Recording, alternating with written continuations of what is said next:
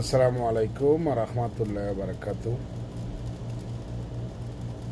আপনারা সবাই কেমন আছেন? আশা করি ভালো আছেন। আমি মোহাম্মদ বিপুল সরকার।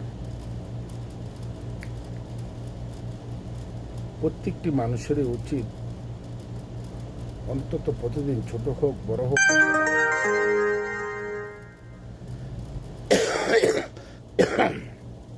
তাহলে আমাদের মন মানসিকতা চেঞ্জ হবে, সব কিছু চেঞ্জ হবে। আজকে বিগত বহু কয়েক বছর হয়ে গেল ইনুস, দখলদার ইনুস এবং বাংলাদেশের ধ্বংসকারী ইনুস এবং তার দোসররা যারা আছে, বর্তমানে যারা হবিগঞ্জের গত 2 দিন আগে হবিগঞ্জে গণদোলায় দিছিল, নাহিদ, সার্জিস,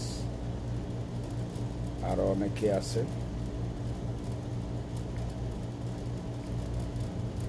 তারা তো দেশটাকে শেষ করছে। বাংলাদেশের 20-22 কোটি মানুষকে বোকা বানিয়ে নিজের স্বার্থটাকে হাসিল করেছে। আর এখন বর্তমান যে সরকার,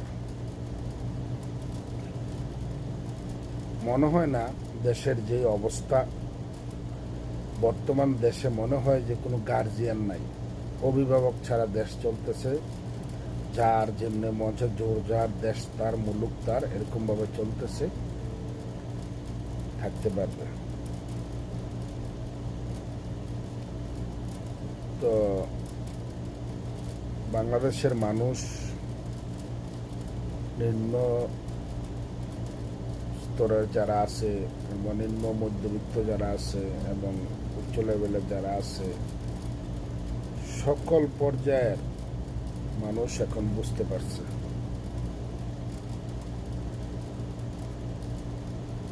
যে আওয়ামী লীগ সরকারই ভালো ছিল, নিরাপদ ছিল। একটা রিক্সাওয়ালা ডেলি 1000, 1200, 1500 টাকা ইনকাম করত, দ্রব্যমূল্যের দাম কম ছিল, সন্ত্রাসী ছিল না, রাত্রে 2টা, 2:30, 3টা বাজে মানুষ নিরাপদে আমাদের বাংলাদেশের মা বোনেরা এবং অসহায় মানুষগুলা, সব বাংলাদেশের যত নাগরিক আছে সবাই চলতে পারত। কিন্তু এখন বর্তমানে যে অবস্থা, দিনে দুপুরে বাড়ানো যায় না, চাঁদাবাজি, ছিনতাই, দখলদার যেভাবে শুরু করছে অত্যাচার, তো তুলনামূলকভাবে স্বাধীনতার পরে যতটুকু কাজ বাংলাদেশের জন্য করেছে এবং বাংলাদেশের মানুষের জন্য করেছে, কিছুটা কাজ সৈয়দ মোহাম্মদ এরশাদ সাহেব করেছিল, আর বাকি সম্পূর্ণ কাজ বাংলাদেশ আওয়ামী লীগ সরকার করেছে।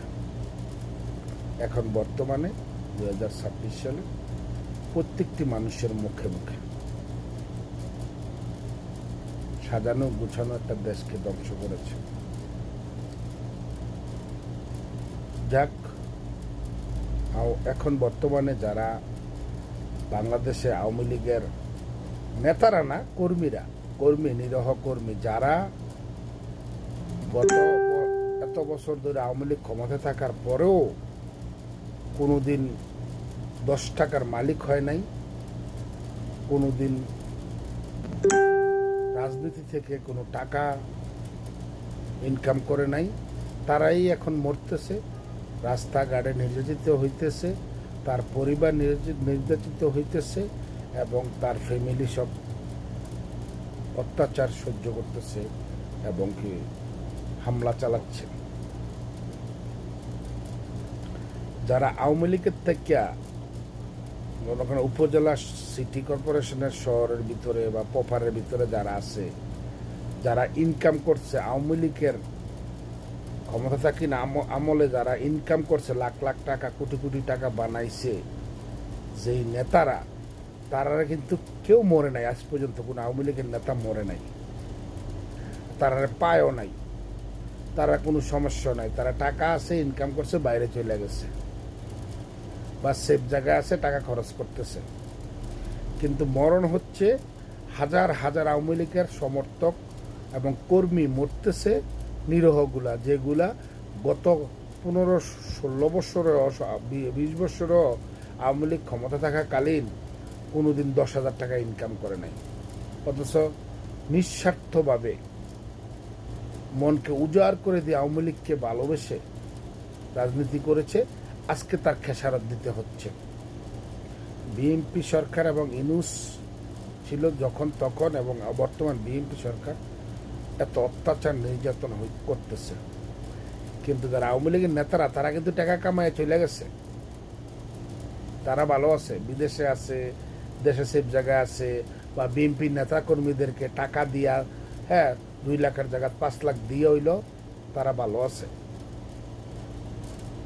কিন্তু যারা নিরহ নেতাকর্মী, নেতা না কর্মী, তাদের বিপদ। কিন্তু শেখ হাসিনায় একবারে নিরপেক্ষভাবে, নিরলসভাবে কাজ করে গেছেন দেশের জন্য, দেশের মানুষের জন্য। কিন্তু নেতাকর্মী যারা আছে উপজেলায়, জেলায়, ছাত্রলীগ বলেন, যুবলীগ বলেন, আওয়ামী লীগ বলেন, কৃষক লীগ বলেন, স্বেচ্ছাসেবক লীগ বলেন, যারা থানা লেভেলের, উপজেলা লেভেলের, জেলা লেভেলের, জাতীয় লেভেলের সাধারণ সম্পাদক, সভাপতি, সহসভাপতি, সাংগঠনিক সম্পাদক, যারা মেন মেন পদগুলোতে আছে, ভাইটাল পোস্টগুলোতে আছে, তারা লাখ লাখ কোটি কোটি টাকা কামাইছে, তারা এখন ভালো আছে।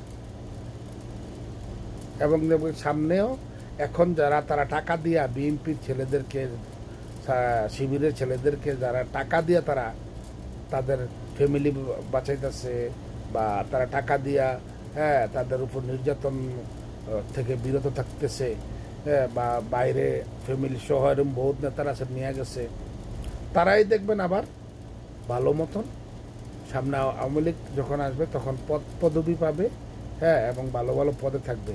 যারা এখন বর্তমানে নিরহ কর্মীরা ফেসবুকে, সোশ্যাল মিডিয়ায়, রাস্তাঘাটে, আনাচে কানাচে, গ্রামগঞ্জে আওয়ামী লীগের কথা বলতেছে, মিছিল দিতেছে, মাইর খাইতেছে, ফ্যামিলির উপর নির্যাতন হইতেছে, তারা কখনো পদবি পাবে না।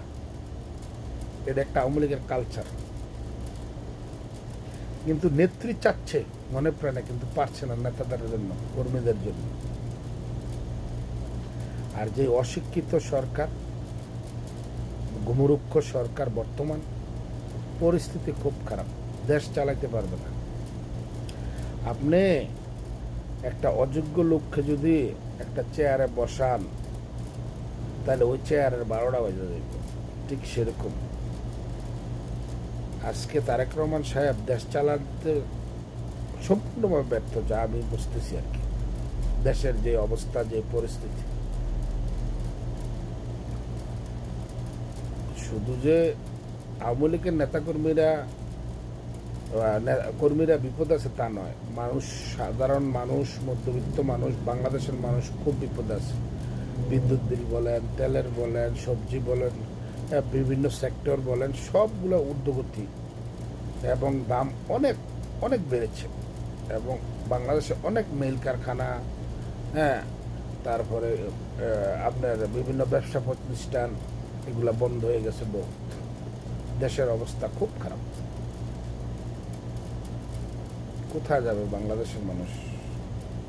টাকার কি এতই দরকার বলেন? আপনারা ভাবেন। আসসালামু আলাইকুম। জয় বাংলা, জয় বঙ্গবন্ধু।